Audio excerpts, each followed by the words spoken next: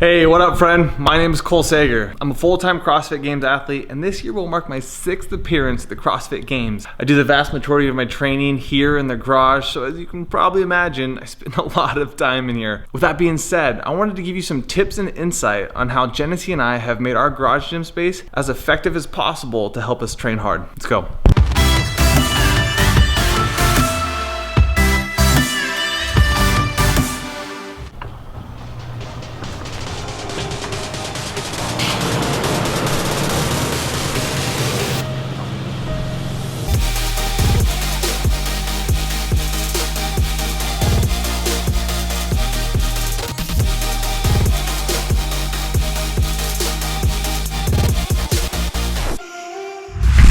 To start, I wanted to make one thing very clear.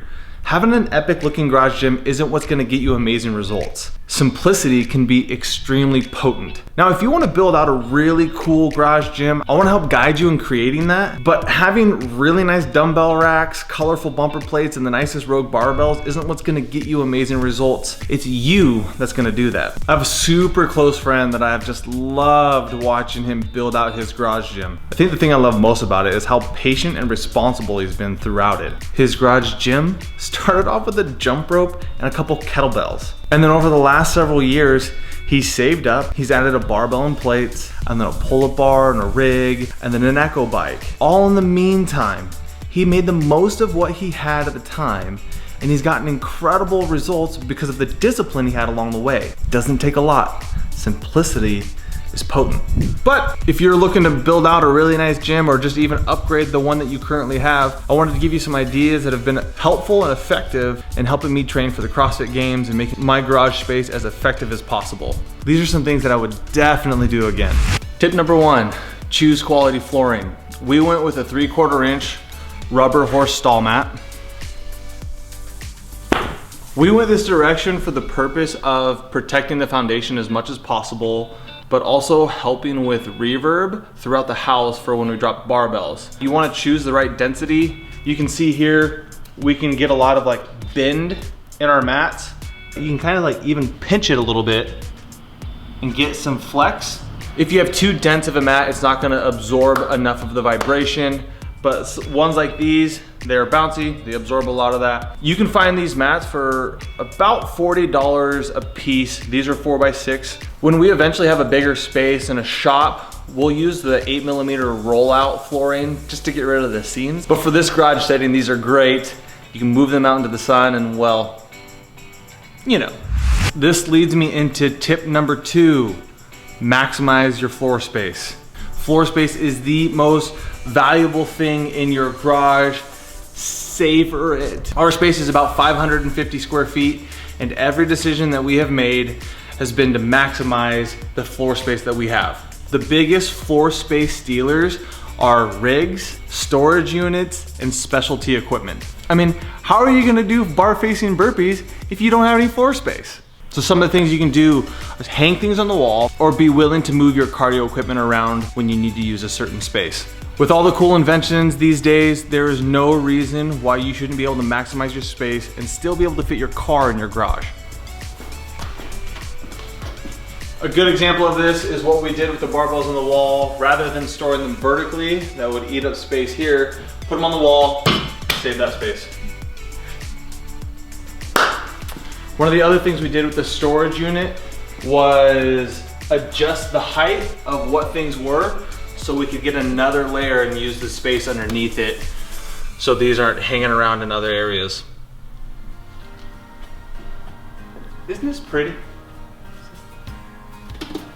Thanks, Rogue.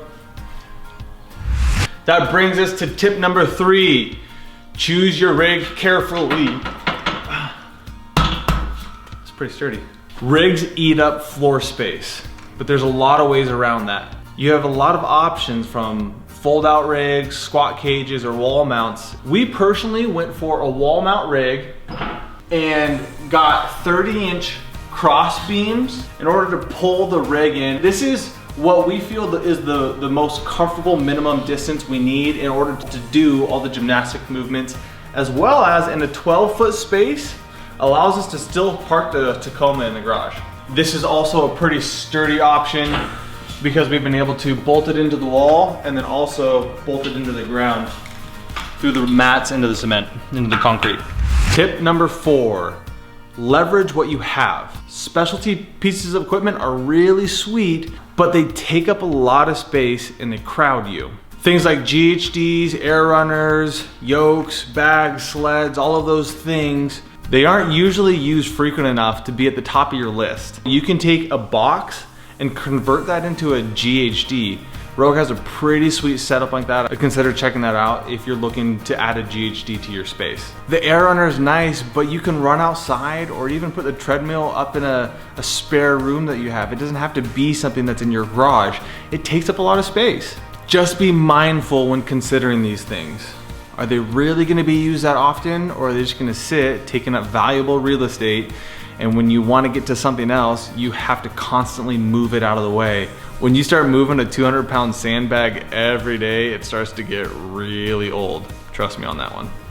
A few other things I feel like we've done really well in the garage was utilize storage space. We've made sure that things are easy to get to, take in and out, utilizing wall space from the barbells, where we place the pegboard, and the handstand push-up wall. We use a really thin sheet of wood on here to protect the wall.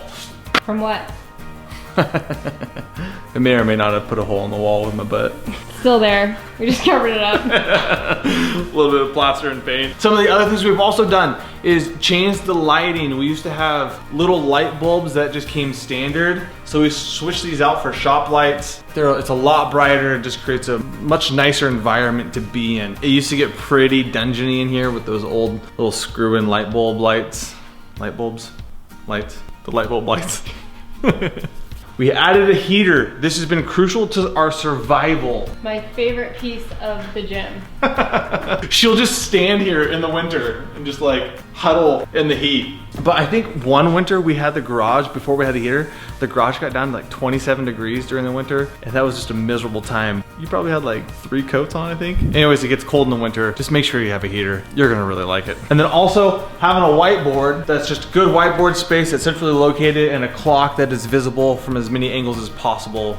And then add your personal touches. That's my favorite part. Make it your space. And that leads me into my final tip. Find some inspiration in your personal touches. The quote on the back wall isn't just because it looks cool in pictures for the gram. The quote is meant to remind me that this is a place and a space for inspiration and aspiration. I come in here to work hard, and I want to be reminded of why I'm in here in the first place. It's been very important for us to create a space that we wanted to be in, from changing the lights, adding a heater, and the personal touches. We've made this a space that we want to come train in. Be mindful of that when you're creating your space. The worst garage gyms are the ones that are rarely used. If it's really cool equipment that's gonna get you in the garage, then save up and get some cool equipment. If it's having a really nice and clean and tidy space, then make sure you tidy up every day before you leave. And if it's murals of Adam touching fingers with God,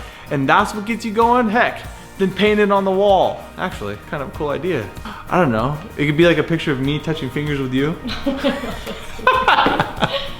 Whatever it is, find it and create it. This is a space that's meant to help you grow, to challenge yourself in, and to serve other people with. Some of the most impactful moments in somebody's life can happen here in the garage, but you gotta make sure that you create it. So with that being said, stop dreaming of your epic garage gym. Go take action, let's make it happen. I'm out.